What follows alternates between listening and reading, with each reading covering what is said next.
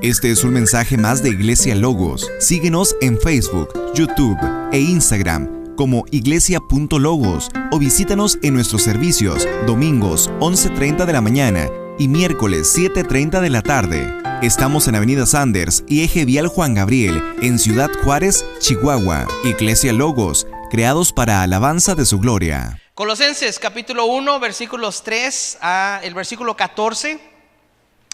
Yo voy a estar leyendo de la Reina Valera 60. Entonces, si me siguen ahí, ¿verdad? En Colosenses capítulo 1, versículos 3 al 14. Dice la palabra del Señor: siempre orando por vosotros, damos gracias a Dios Padre de nuestro Señor Jesucristo, habiendo oído de vuestra fe en Cristo Jesús y del amor que tenéis a todos los santos, a causa de la esperanza que os está guardada en los cielos, de la cual ya habéis oído por la palabra verdadera del Evangelio, que ha llegado hasta vosotros, así como a todo el mundo, y lleva fruto, y crece también en vosotros, desde el día que oísteis y conocisteis la gracia de Dios en verdad, como lo habéis aprendido de Epafras, nuestro consiervo amado, que es un fiel ministro de Cristo para vosotros, quien también nos ha declarado vuestro amor en el Espíritu. Por lo cual también nosotros, desde el día que lo oímos, no cesamos de orar por vosotros y de pedir que seáis llenos del conocimiento de su voluntad en toda sabiduría e inteligencia espiritual, para que andéis como es digno del Señor, agradándole en todo, llevando fruto en toda buena obra y creciendo en el conocimiento de Dios, fortalecidos con todo poder, conforme a la potencia de su gloria, para toda paciencia y longanimidad, con gozo, dando gracias al Padre que nos hizo aptos para participar de la herencia de los santos, el cual nos ha librado de la potestad de las tinieblas y trasladado al reino de su amado Hijo, en quien tenemos redención por su sangre, el perdón de pecados. Amén. Esta es la carta, es el inicio de la carta de Pablo a la iglesia de Colosas. Es una iglesia pequeña, de alguna manera. Es una iglesia y es una carta muy interesante, porque a diferencia de algunas otras cartas que el apóstol Pablo ha enviado, ¿verdad? Y que nosotros tenemos aquí el registro en la escritura, en este caso Pablo no conoce a la iglesia de Colosas. Es decir, Pablo no ha estado en esta iglesia todavía. Y la carta nos dice que es a través de Epafras, este pastor, este fiel ministro, que Pablo entiende y sabe lo que está pasando y se siente animado a escribir una carta para instruirles. La iglesia de Colosas, al igual que muchas otras iglesias del primer siglo, estaban viviendo un ataque de falsas enseñanzas. En este caso era un ataque algo peligroso, puesto que incluía rasgos de judaísmo con legalismos y actividades que tenían que estar considerando, pero también rasgos ahí de gnosticismo y de adoración a ángeles y algunas otras cosas. Y de alguna manera Epafras viene con Pablo y a lo mejor le hace ver: mira, estamos viviendo esta situación allá en Colosas. Y Pablo escribe esta carta. Y quise tomar este texto, hermanos, pensando no solamente en este día, sino que el 20 de mayo vamos a ir a esta carta nuevamente. Y vamos a darnos cuenta cómo Pablo va a enfrentar todas estas falsas enseñanzas, presentando la suficiencia de Cristo, exaltando a Cristo. De hecho, del versículo 15 en adelante nos va a describir quién es Cristo. Pero antes de eso, Pablo está describiendo o está narrando o está de alguna manera expresando sus motivos de oración, su intención de oración hacia este grupo de hermanos a quienes van a estar dirigidas estas palabras. Ahora, esto no es algo que fuera poco común de Pablo. De hecho, en casi todas las cartas él expresa: yo estoy orando por ustedes. Y eso nos lleva a considerar, hermanos, que la oración congregacional, la oración no solamente personal, sino también colectiva en la iglesia, es parte fundamental del cristianismo. Es parte medular de nuestra vida espiritual. De hecho, vemos en la Escritura cómo la oración está presente desde el principio. Cuando Salomón está instaurando la adoración en el templo, ahí en Primera de Reyes nos describe ahí ese libro, ¿verdad? Nos narra cómo Salomón está orando a Dios y dice varias cosas muy importantes. Y de hecho casi todas tienen que ver con que este pueblo que tiene este templo, a donde vienen, donde se congregan, vienen para orar a Dios. De hecho dice ahí en Primera de Reyes 8, versículo 30, dice: cuando oren en este lugar, tú lo oirás en el lugar de tu morada, en los cielos, escucha y perdona. Dice más adelante, ahí también en Primera de Reyes 8:33, si tu pueblo Israel fuere derrotado delante de sus enemigos por haber pecado contra ti, y se volvieren a ti, confesaren tu nombre y oraren y te rogaren y suplicaren en esta casa, tú oirás desde los cielos y perdonarás el pecado de tu pueblo Israel y los volverás a la tierra que diste a sus padres. Y así cada una de las razones que Salomón entiende que pueden suceder, lo lleva al pueblo diciéndoles: este es el lugar en donde Dios va a ser conectado con su pueblo a través de la oración. No es algo solamente del Antiguo Testamento. El Evangelio de Marcos, el Evangelio de Mateo nos describe un momento culminante en la última semana de Jesús. Y para algunos es un momento muy controversial en la vida de Jesús. Es el momento en el que vemos a Jesús airado contra algunas personas en el templo. ¿Te acuerdas? Bueno, hace poquito tuvimos la Pascua, ¿no? Y yo creo que de alguna manera se tocaron algunos de estos temas. Jesús en esa última semana llega al templo y comienza a voltear las mesas de los cambistas, de aquellos que estaban, ¿cómo se puede decir? Defraudando al pueblo. Y su expresión para justificar esta acción o para declarar por qué estaba haciendo esto, dice que Jesús estaba orando en ese lugar. Cuando terminó, dice, uno de sus discípulos le dijo, yo estoy mal acá, versículo 13 en Marcos dice que Jesús les dice: mi casa será llamada casa de oración y ustedes la han convertido en una casa de ladrones.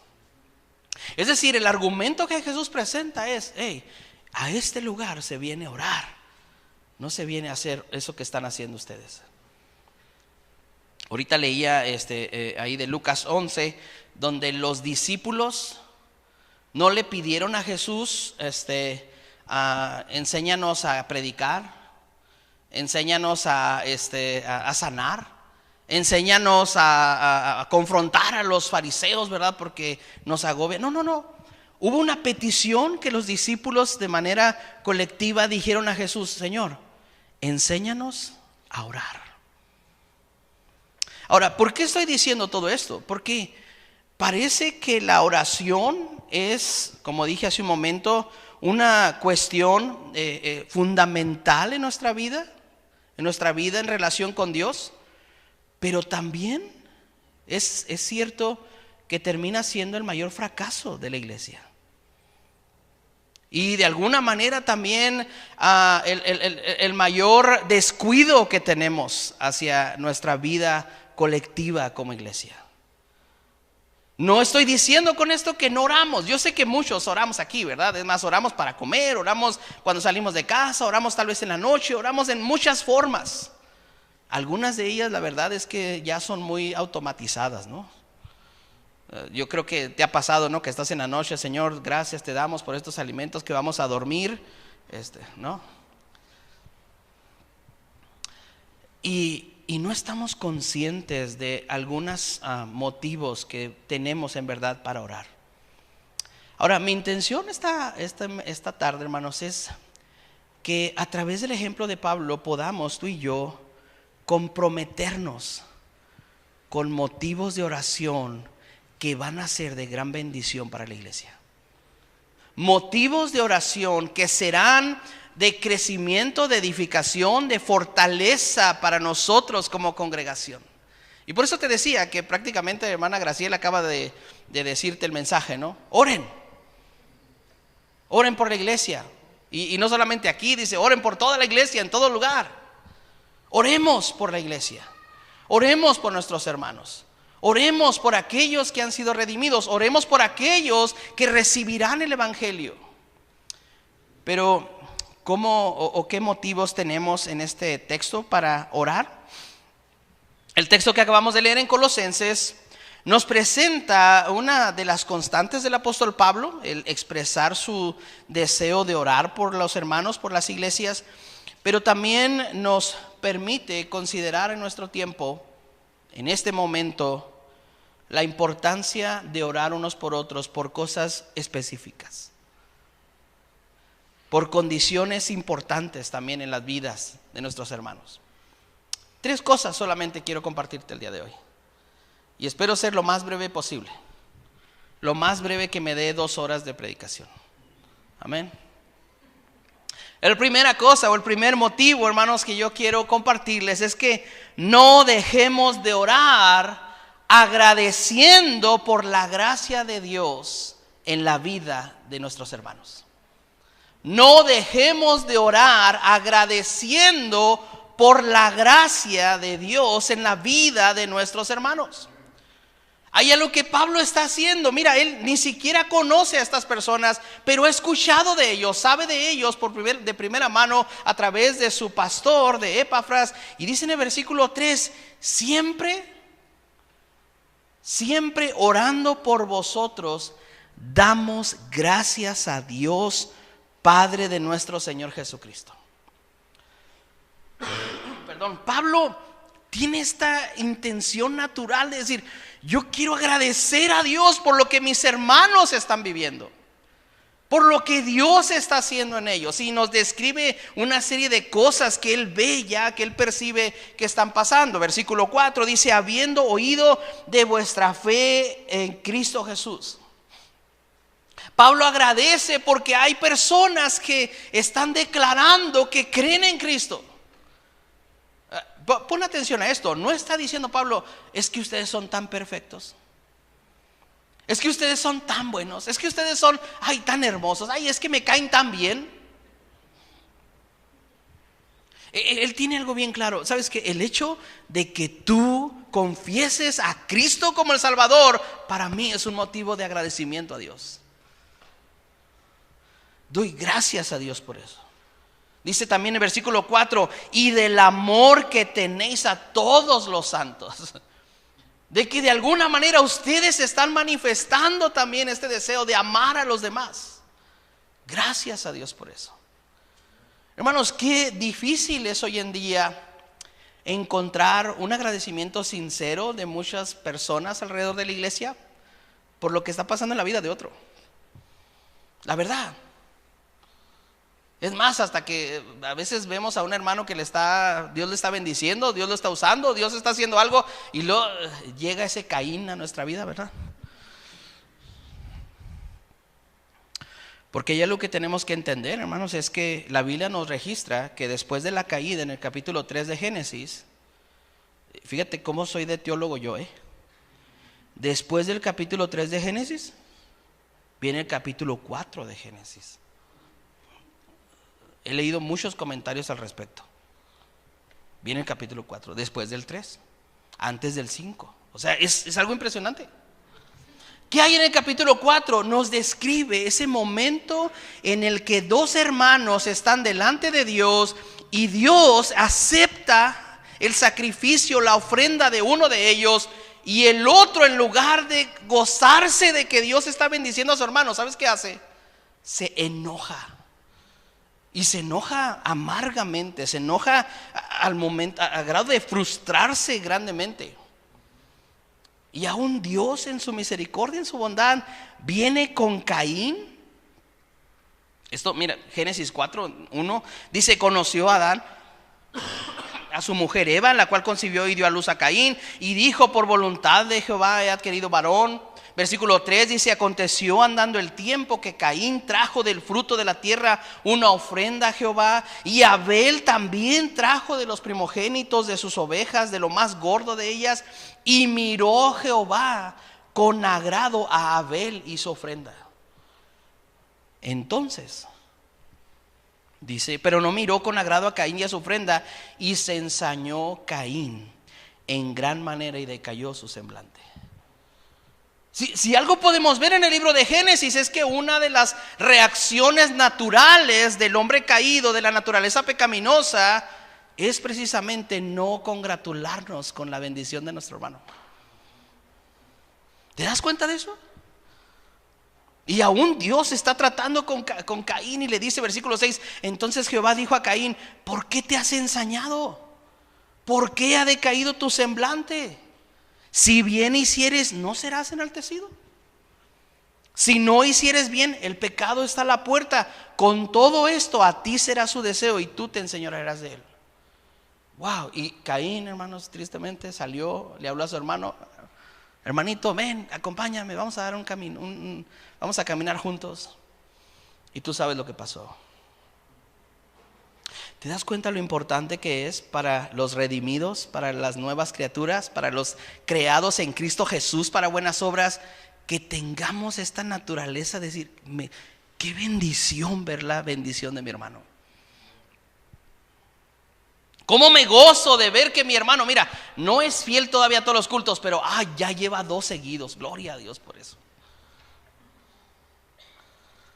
Y puede haber muchas cosas, ¿verdad?, que tú puedas, pero que hermanos, que tengamos esa sensibilidad de elevar oraciones a Dios de agradecimiento. Gracias te doy, Señor, porque sabes que vi a mi hermano, antes venía con una cara de limón chupado así, pero ahora ya hasta como que le alcanzo a ver una sonrisa, hermano. Como que el corazón ya se está ahí medio ablandando poco a poco, ¿verdad? Gracias te doy, Señor, porque parece que sí tiene dientes.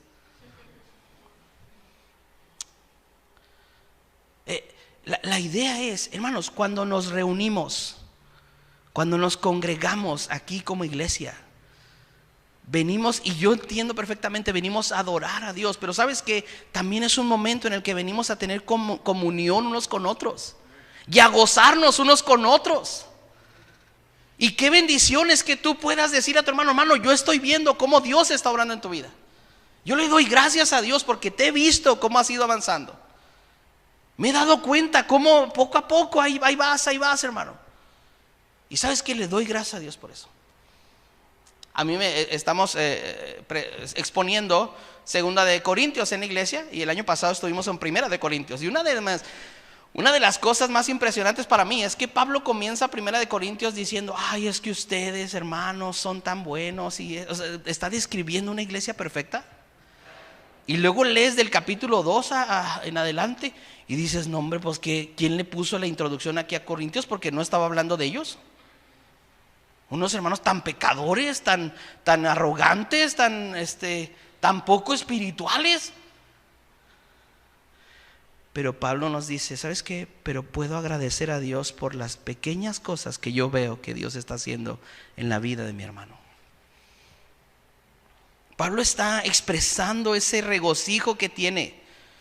Dice versículo 5: a causa de la esperanza que os está guardada en los cielos, de la cual ya habéis oído por la palabra verdadera del evangelio, y que ha llegado hasta vosotros, así como a todo el mundo. Y dice: y lleva fruto y crece también en vosotros desde el día que oísteis y conocisteis la gracia de Dios en verdad. Pablo está diciendo: mira, yo ni siquiera te conozco, pero puedo ver que Dios ha estado ayudándote a crecer en la gracia que es de Él.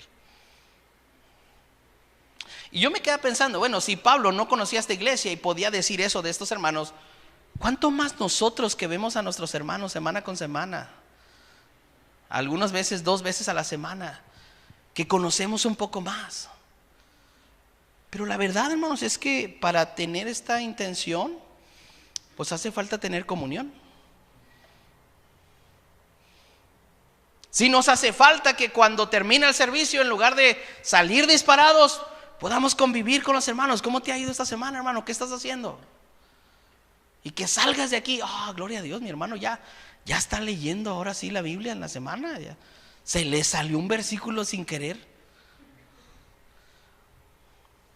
Mi hermano, mi hermana está queriendo servir. Mira, antes ni volteaba a ver a nadie y ahora ya anda saludando a 2 o 3. Wow, gloria a Dios. Dios está obrando en su corazón. Motivos de oración.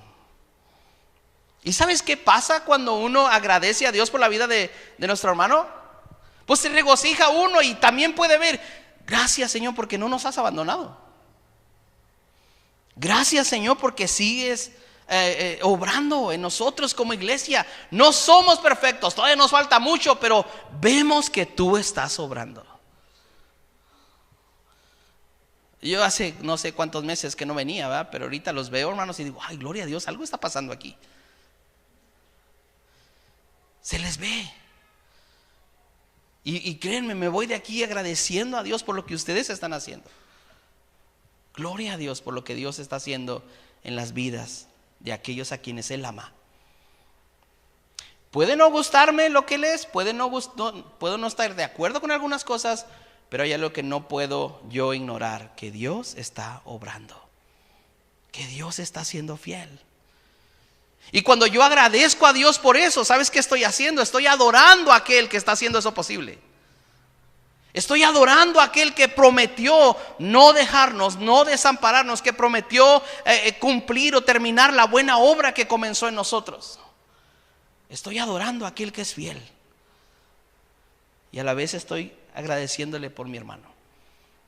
La segunda cosa que Pablo está diciendo aquí, o que nos podemos nosotros reconocer aquí, es que, hermanos, no dejemos de orar por el crecimiento espiritual de nuestros hermanos y consiervos. No dejemos de orar agradeciendo por lo que Dios ha hecho, pero no dejemos de orar pidiendo a Dios que siga haciendo, que siga obrando, que no cese de trabajar en nuestros hermanos. Mira lo que dice el versículo 9 en adelante. Por lo cual también nosotros, Pablo está de alguna manera incluyendo ahí a los hermanos que colaboran con él, ¿verdad? De alguna manera compartía con ellos. También nosotros, desde el día que lo oímos, desde el día que Epafras vino y les dijo, no cesamos de orar por vosotros.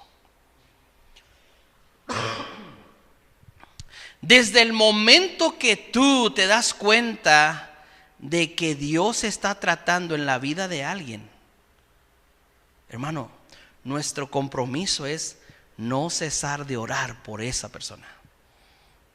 Desde el momento tal vez en que en tu trabajo tú escuchas de un compañero que oye, es que fui ahí a una iglesia, o es que mira algo que está diciendo que antes no había, algo que está haciendo alusión de que Dios está de alguna manera obrando en su corazón, tal vez dándole convicción de pecado, tal vez compartiendo a alguien la palabra con él. Desde ese momento, hermano, nuestra obligación, y no me gusta usar esta palabra, pero nuestro compromiso, nuestro deseo debería ser empezar a orar y no cesar de orar hasta que Dios termine la obra.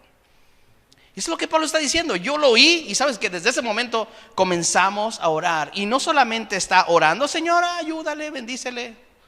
No, Pablo nos está diciendo cosas muy puntuales aquí. Pablo ora y no cesa de orar para que Dios continúe la obra de equipamiento en la vida de estas personas. Versículo 9.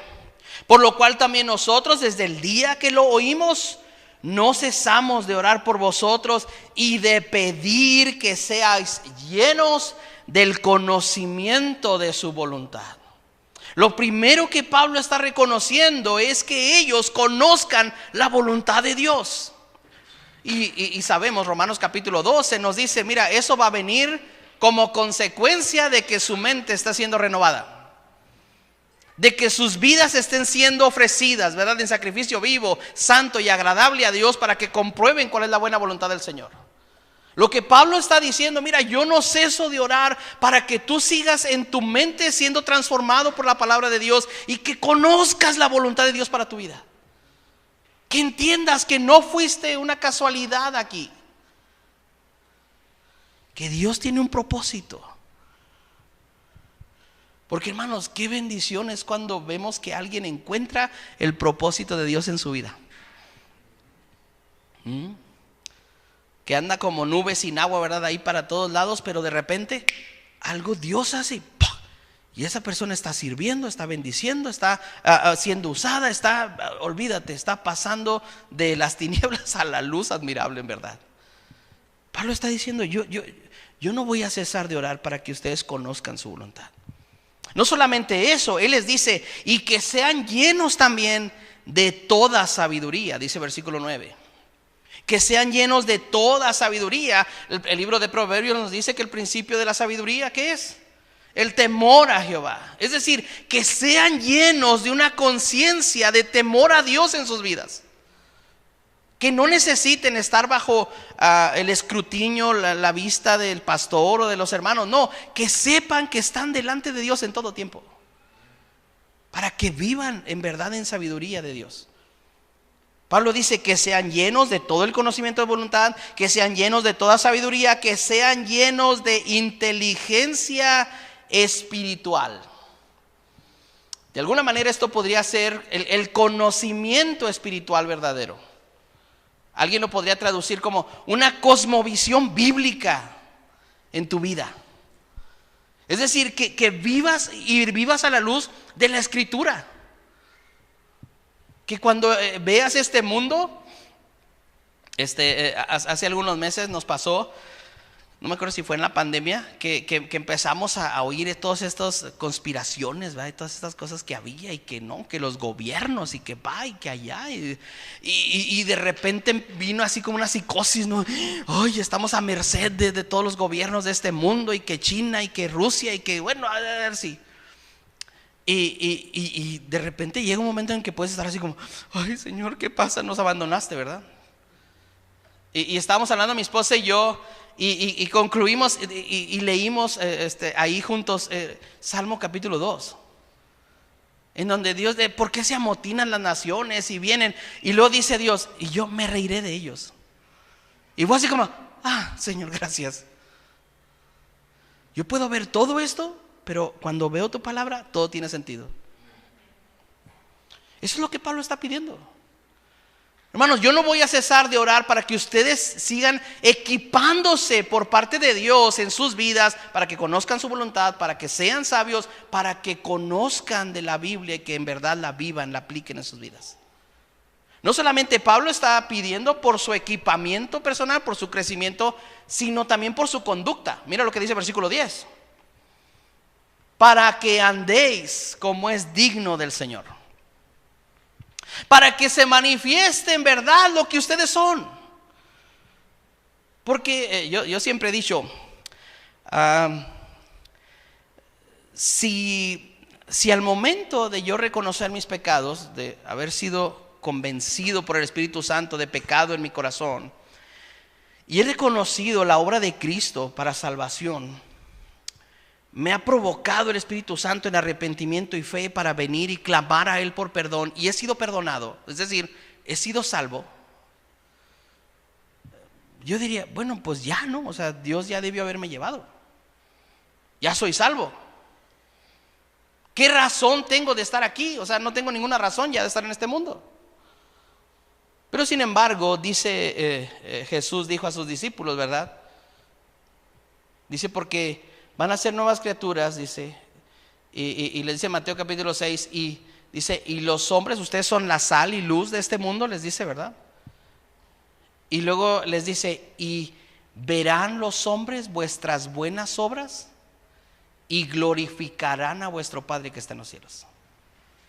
Y ahora tiene sentido. Mi vida aquí, el conocimiento que tengo de Cristo, el saber su voluntad, el vivir en sabiduría, en vivir en temor, hermanos, tiene una razón por medio de Cristo en mi vida. ¿De qué? De que otros puedan ver a Cristo en mi vida. Y por eso Pablo dice, yo no voy a cesar de orar por ustedes para que vivan, para que anden como es digno de ese Señor al que ahora sirven. Agradándole en todo, versículo 10. Llevando fruto, sean productivos en el Evangelio. Ahorita decía hermana Graciela, compartan el evangelio, ¿verdad? Sean productivos, sean fructíferos en eso. Que su conducta en verdad sea una conducta que refleje la obra de Dios en sus vidas. Eso es lo que Pablo está orando. Creciendo en el conocimiento de Dios. Dice la NTV en este versículo 10. Dice, para que vivan de manera digna del Señor, agradándole en todo. Esto implica dar fruto en toda buena obra y crecer en el conocimiento de Dios. Estas tres áreas, hermanos, son muy importantes en la vida del creyente. Agradar a Dios, llevar fruto y seguir creciendo. Esa es la definición de nosotros como pámpanos, que estamos pegados a la vid. Y Pablo dice, ¿sabes qué? Yo no me voy a cansar de orar por eso. Y la idea aquí es que es ahora el compromiso de cada uno de nosotros, de orar por los que están al lado de nosotros. Señor, yo oro por mi hermano para que él viva agradándote a ti, para que ande conforme a tu voluntad, para que siga dando fruto. En el trabajo donde lo pones, en la familia donde está, en las áreas en donde él está teniendo influencia, que en verdad, y que él siga creciendo en tu conocimiento. Y que sea un compromiso. Pablo lo tiene con esta iglesia de Colosas. Y no se queda con eso. Pablo sabe que eso va a provocar que la iglesia, que los hermanos se fortalezcan. Versículo 11, fortalecidos con poder conforme a la potencia de su gloria para toda paciencia y longanimidad. Por el gran poder, dice otra versión, por el gran poder de Dios cobrarán ustedes nuevas fuerzas. Podrán soportar con paciencia todas las dificultades y lo harán con gran alegría. Hermanos, así como la iglesia de Colosas, la iglesia Logos y la iglesia en general en este siglo va a vivir dificultades. Yo no quiero decepcionarlos ni nada por el estilo, pero tengo que advertirles que el hacer una conferencia bíblica no va a ser algo que va a salir todo bien. Van a tener oposición. Es más, algunos de ustedes tal vez se van a desanimar. Algunos otros van a sentirse atacados de muchas maneras. Algunos van a ser más tentados que en otros tiempos. Pero cuando estamos dispuestos a orar unos por otros, hermanos, estamos confiando juntos en que Dios es el que nos va a fortalecer con su poder. Y no solamente vamos a enfrentar dificultades, sino que además lo vamos a hacer juntos y con gozo. La pregunta aquí es, ¿qué tan intencionado eres tú en estar orando por tus hermanos?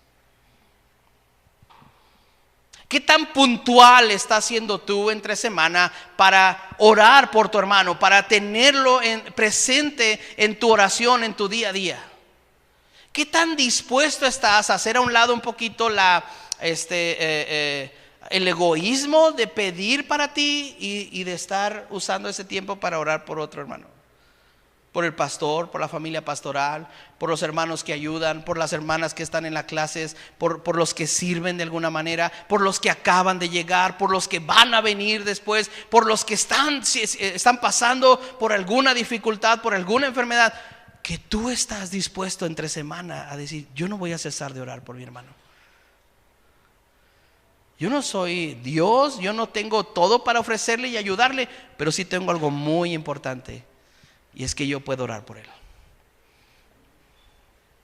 Y es que yo puedo interceder por él. Pablo habla de que no va a cesar de orar por ellos para que tengan una buena actitud delante de Dios. Versículo 12 dice, con gozo, dando gracias al Padre que nos hizo aptos de participar en la herencia de los santos. Y eso me lleva a la última invitación de orar. Ya dijimos, no dejemos de orar agradeciendo a Dios por la obra que Dios está haciendo en la vida de nuestros hermanos. No dejemos de orar, hermanos, porque Dios siga dando crecimiento espiritual en la vida de nuestros hermanos. Y por último, no dejemos de orar unos por otros por lo que ya somos en Cristo. Mira cómo Pablo termina esta idea. Él dice, ¿sabes qué? El que nos hizo aptos para esto es Dios. Es decir, yo no estoy orando por mi hermano porque yo soy mejor o porque yo estoy mejor que él. No, a lo mejor puedo estar peor que él. Yo estoy orando por mi hermano porque Dios me hizo apto para hacerlo. Porque Dios me ha dado de su espíritu para interceder por mi hermano. No lo hago porque es que yo tengo más conocimiento. No, yo lo hago porque Dios me está provocando a hacerlo. Él es el que me hace en esa aptitud de hacerlo. Es el que me ha dado este privilegio de hacerlo.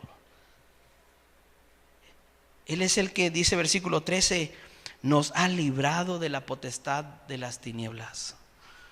Podemos orar por otro hermano porque ahora podemos ver la luz de Jesús en este mundo. Porque antes estábamos en tinieblas.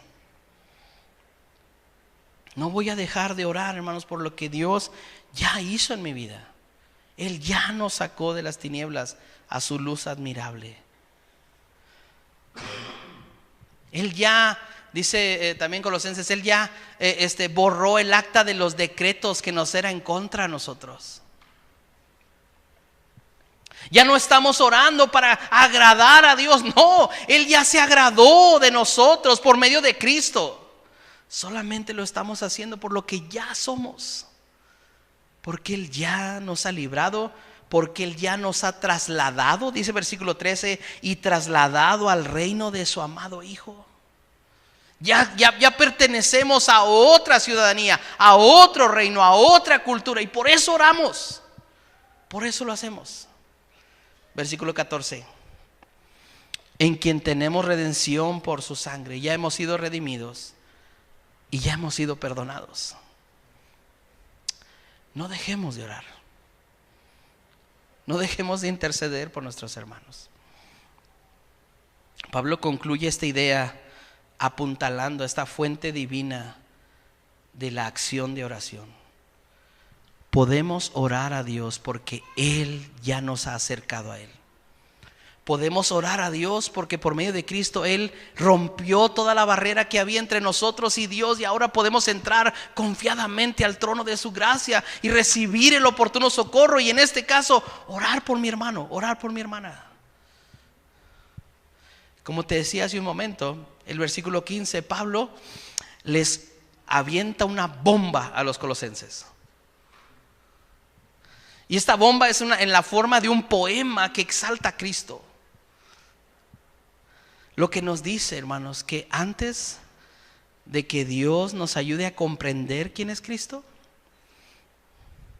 está la obra de cada uno de nosotros de orar por nuestros hermanos.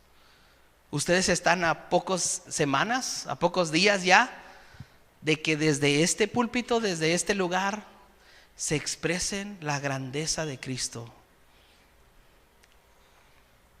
Y yo les animo, yo les invito a que desde ya no dejemos de orar, porque en verdad Dios siga obrando en la vida de nuestros hermanos.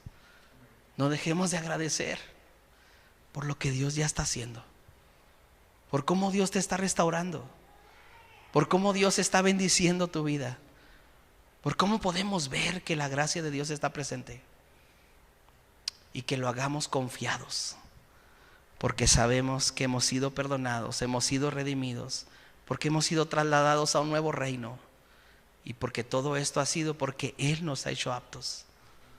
No es por algo que nosotros tengamos. Disfrutemos de orar por nuestros hermanos, gocémonos en eso y crezcamos como iglesia.